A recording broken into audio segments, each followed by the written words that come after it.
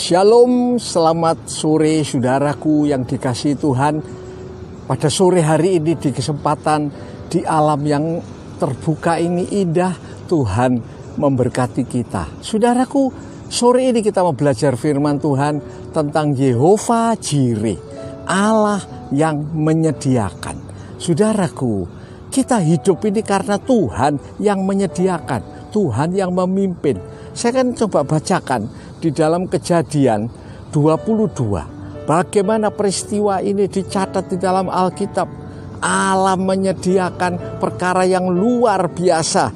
Kita baca di dalam Kejadian 22 ayat pertama. Saya bacakan. Setelah semuanya itu Allah mencoba Abraham. Ia berfirman kepadanya, Abraham. Lalu sautnya, ya Tuhan, firman-Nya, ambillah anakmu yang tunggal itu yang engkau kasihi, yakni Ishak. Pergilah ke tanah Moria dan persembahkanlah dia di sana sebagai korban bakaran pada salah satu gunung yang akan kukatakan kepadamu. Keesokan harinya pagi-pagi bangunlah Abraham. Ia memasang pelana keledainya dan memanggil dua bujangnya serta Ishak anaknya. Ia membelah juga kayu untuk korban bakaran. Lalu berangkatlah ia dan pergi ke tempat yang dikatakan Allah kepadanya. Ketika pada hari ketiga Abraham melayangkan pandangnya, kelihatanlah kepadanya tempat itu dari jauh. Kata Abraham kepada kedua bujangnya, tinggal kamu di sini dengan keledai ini. Aku beserta anak ini akan pergi ke sana. Kami akan sembahyang. Sesudah itu kami akan kembali kepadamu. Ayat 6. Lalu Abraham mengambil kayu untuk korban bakaran, memikulkannya ke atas bahu Ishak. Anaknya sedang di tangannya, dibawanya api dan pisau. Demikian keduanya berjalan bersama-sama. Lalu berkatalah Ishak kepada Abraham, ayahnya, Bapa. Saut Abraham, ya anakku. Bertanyalah ia, di sini sudah ada api dan kayu, tetapi di manakah anak domba untuk korban bakaran itu? Saut Abraham, Allah yang akan menyediakan anak domba untuk korban bakaran baginya, anakku. Demikian keduanya berjalan bersama-sama sampailah mereka ke tempat yang dikatakan Allah kepadanya. Lalu Abraham mendirikan mezbah di situ. Disusunnya kayu, diikatnya Ishak anaknya, diletakkannya di atas mezbah itu, di atas kayu api. Amin. Saudaraku, kita baca sampai ayat di sini. Bagaimana pertanyaan yang menyayat hati. Saudara-saudara, bagaimana Abraham akhirnya waktu Ishak dikorbankan bertanya, Bapa, ada kayu api, ada kayu, ada api. Di mana korbannya? Saudaraku, satu pertanyaan yang menyayat hati. Abraham tahu bahwa kamu ini dombanya, kamu yang dikorbankan. Saudara-saudara yang dikasihi Tuhan, ternyata apa yang dikatakan Abraham, dia tidak tahu apa yang harus dikerjakan. Abraham menjawab, saudaraku, Allah yang menyediakan. Padahal Abraham tidak tahu apa yang bakal terjadi, saudaraku. Tapi Abraham tahu Allah menyediakan. Ini yang dilakukan Tuhan.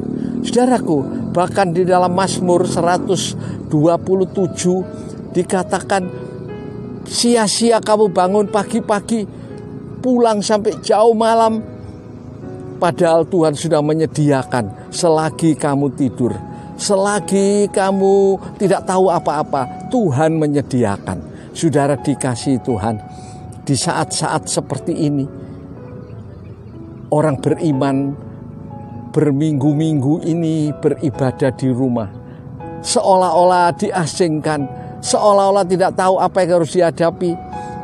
Saudaraku, berapa orang mengalami penurunan di dalam keuangan, bahkan ancaman-ancaman penyakit yang terus bekerja. Saudaraku, tetapi firman Tuhan bilang, aku yang menyediakan. Saudara lihat, saudaraku, ini sifat daripada Tuhan, menyediakan.